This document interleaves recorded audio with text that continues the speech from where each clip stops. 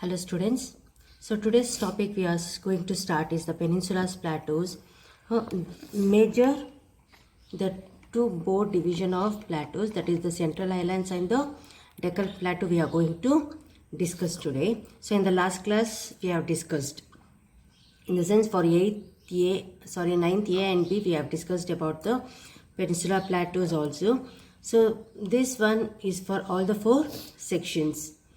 Now we are going to talk about the Peninsula Plateaus, the Central Highlands. So where the Central Highlands is there.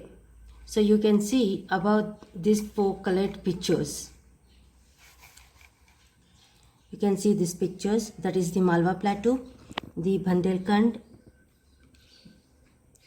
Baghelkhand and the Chota Nagpur. So these all the places will be called as the Central Highlands.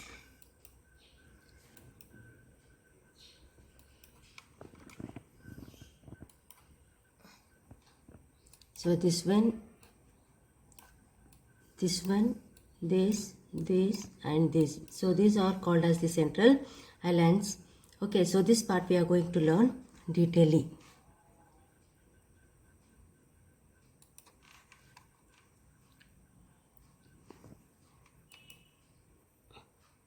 So part lying to the north of the Narmada River, major part of the Malwa Plateau made up of the Central Highland. So part lying to the north of the Narmada River. You can see the Narmada rivers.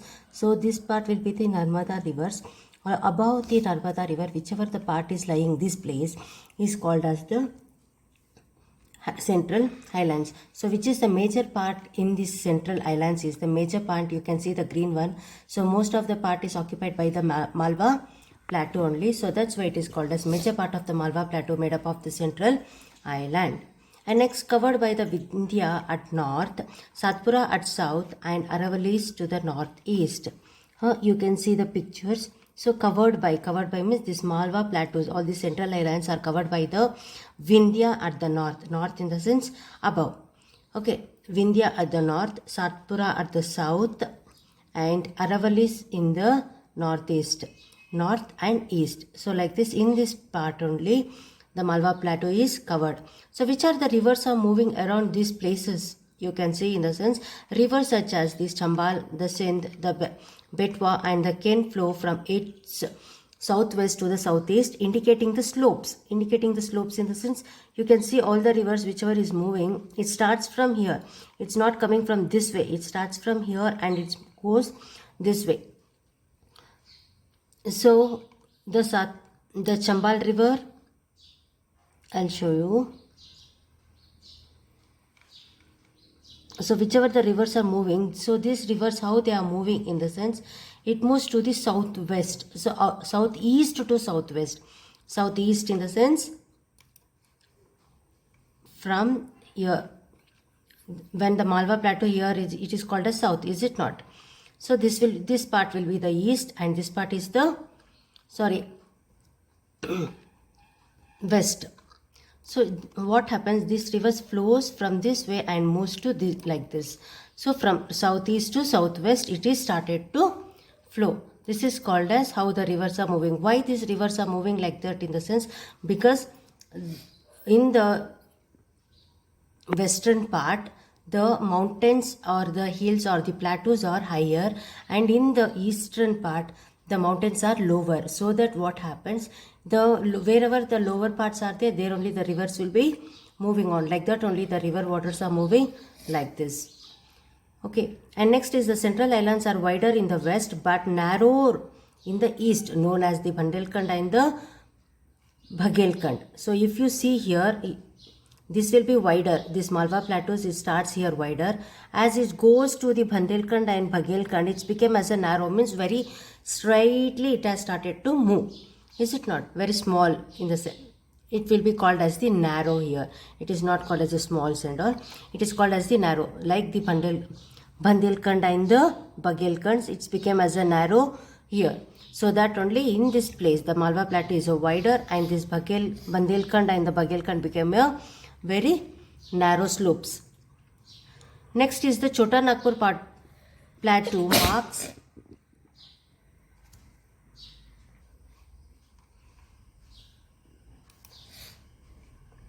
So the Chota Nagpur plateau marks the further eastward extensions in the sense in this Chota Nagpur plateau also marks in the eastward of the extensions. How the central highlands is extended means from this part to from this part, from west part to from east part it is extended. Malwa plateau is the major part. Okay, these two, the Bundelkhand and the Bundelkhand will be the narrow and it's extended till the Chota Nagpur. So this part between these two rivers, which rivers? The Aravalli Hill rivers and the Vindhyas rivers, between the place a small land will be called as the central plateaus or a central highlands also. Okay, so the two board division of plateau in Peninsula Plateau, the Peninsula Plateau is also divided into two, that is the Central Highlands and the Deccan Plateau. So now we have learnt about the Central Highlands. Now we are going to talk about the Deccan Plateau. Now we are going to talk Deccan Plateau. So where the Deccan Plateau is stretches in the sense the Deccan Plateau will be stretches from this part to this part.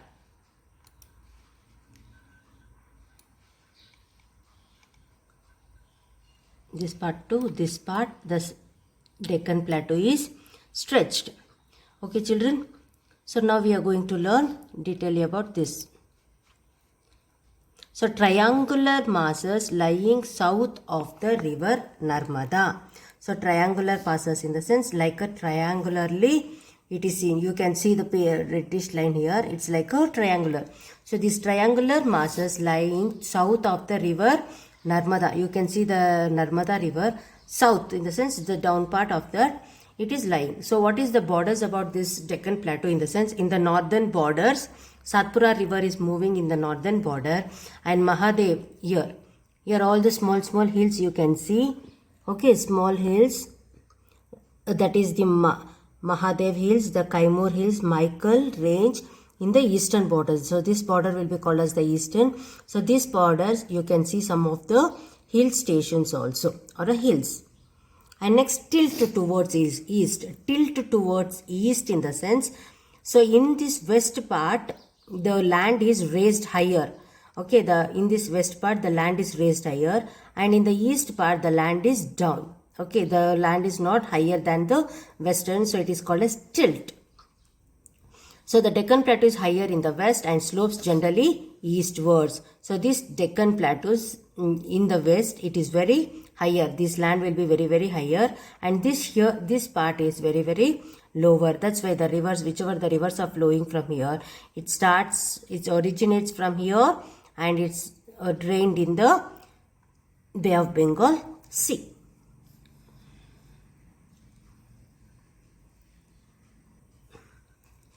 And next, an extension of these plateaus is also found in the northeast. So this extension is also found in the northeast.